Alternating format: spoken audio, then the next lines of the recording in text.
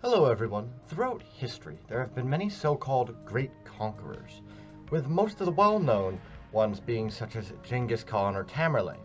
However, there are many lesser-known great conquerors that also hailed from Central Asia throughout the pre-modern world.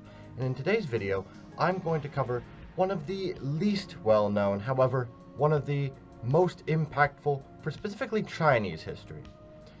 This man was the relatively unknown An Lushan, the Grand Traitor, scourge of the Tang Dynasty, and founder of the rebel Yan Dynasty. So An Lushan was a man who originated from semi-humble mercantile backgrounds in the lands of what were called Sogdia.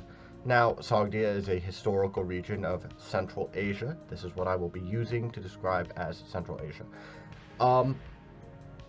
And this region was hemmed between the Oxus, now the Amu Darya, and the Atrocities, now the Sir Darya rivers. So Sogdia was contemporarily now within what we call the Fergana Valley, and it would later be called Transoxania, and Sogdia and Transoxania largely lie in what's now Uzbekistan and Tajikistan. So, An Lushan is not actually his birth name, as An Lushan is his Chinese name and he is Sogdian. His original name most likely was the Perso-Sogdian name Rokshan, which, funny enough, is the origin of the English and Western European name Roxanne. At the time, the land he hailed from, the Sogdia, lied within the western periphery of the Tang Dynasty, and he, as a Sogdian, entered the Tang Dynasty's military as a result of not only Tang imperial presence in the region and the relative normalcy of Turkic and other Central Asian people entering the Tang military due to the Turco-Sinitic or Turkic-Chinese mixed nobility of the Tang Dynasty, but also due to An Lushan's personal family situations.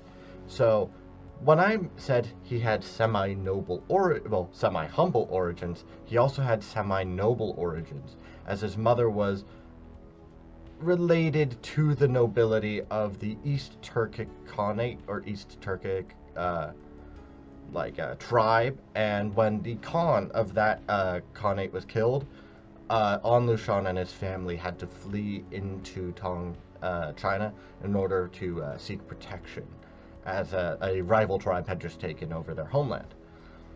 Furthermore, he was able to then work his way up through the Tang military alongside several of his other family members who had also entered the military. However, An Lushan would far surpass his family members, and following several victories and some defeats at the hands of the frontiers, the Tang Dynasty needed capable military leaders, and An Lushan, who had gained the favor of Yang Guofei, imperial consort and favored concubine of the emperor, he eventually received the appointment as commissioner of the imperial stables, which, while it sounds like a bit of a meh title, it really wasn't, because it came with control over around 1/3 of the entire Tang Dynasty's army and the vast majority of its cavalry units. And the Tang Dynasty, which had its preferences towards, of course, cavalry as it needed during this time period to fight against many Central Asian threats, who also well-utilized cavalry, An Lushan was the perfect man for the job.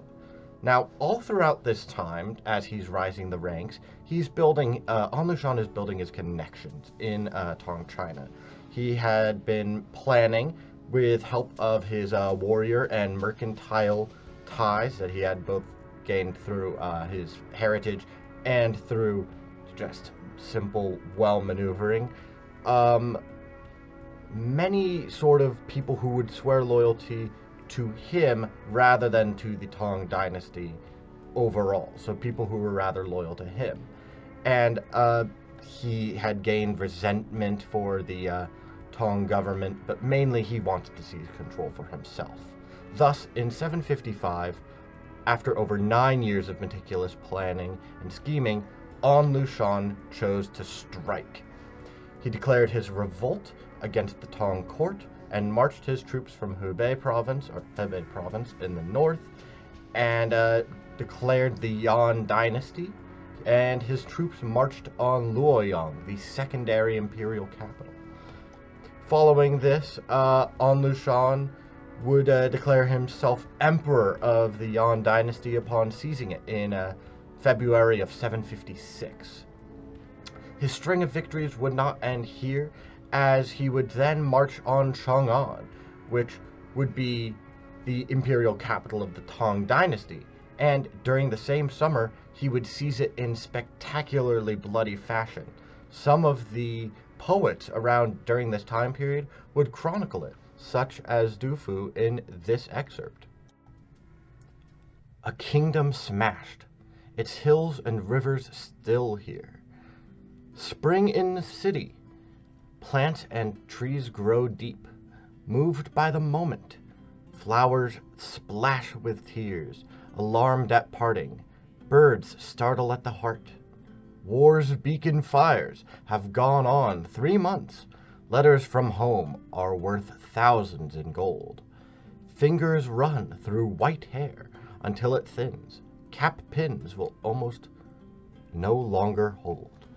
So this describes the sort of desperation that had enraptured Chang'an during this period, as Du Fu was behind the rebel lines. He was behind the lines of An Lushan's forces in Chang'an as the chaos broke out. Another one of his best sort of poems surrounding this will be displayed here. In winter's first month, from 10 provinces, sons of good families, their blood became the water that stood in the marshes of Chentao. The moots were wide, the sky was clear. Of battle there was no sound. 40,000 imperial troops had died on the very same day. Bands of Turks were coming back, wiping their arrows clean, still singing their nomad songs. They drank in the capital market. Citizens of the capital turned to face the north and weep. Day and night they kept looking for loyalist armies to come. This would describe the utter destruction of an imperial division trying to defend Chang'an from An Lushan's forces, and the utter slaughter of their troops in tens of thousands of men. The poem says 40,000, but that is to some extent hyperbole. Now, despite this, this would be one of the final great victories of An Lushan's great conquests against the Tang dynasty, as by the time that they had taken Chang'an, he was already quite ill. He was suffering from ulcers. He had gone blind or partially blind, according to many sources, and also according to some sources, he had grown so fat that he had crushed a horse with his own weight. So he was severely ill, and this would be a sign of the ending times for him, as in early 757, in January of 757, following An Lushan executing some of his more unruly officers and even a son of his, he would be betrayed by several of his lieutenants, and with the aid of Uyghurs who were swayed to their side and against the An Lushan's forces by both the Tang dynasty and by lieutenants, An Lushan would be assassinated, primarily by his own son. And while his son would come to lead the Yan dynasty, he would not do it successfully, as the An Lushan rebellion, which named after him, would end after 6 years of brutal fighting. The death toll was eye-watering. Now, while An Lushan was not a great conqueror in terms of that he controlled a vast swath of land, his wars were brutally effective and very bloody. And by the end of the conflict, the death toll on the low end is expected to be around 13 million people, and on the high end, around 36 million people.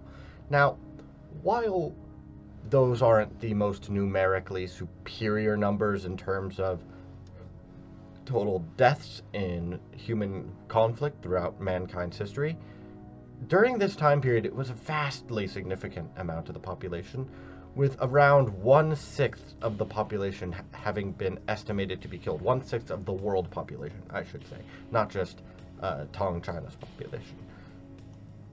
So it is with this that we find the end of An Lushan's legacy, other than the severe weakening of the Tang dynasty. And although the Tang dynasty was able to recapture territories in the north, such as Hebei, where he revolted, it would enter a severe state of decline following this, and it would lose many of its further west and further north territories. And less than 2 centuries later, the Tang dynasty would sort of collapse into infighting. Thus, here's the end of An Lushan's tale. Thank you for watching. Goodbye.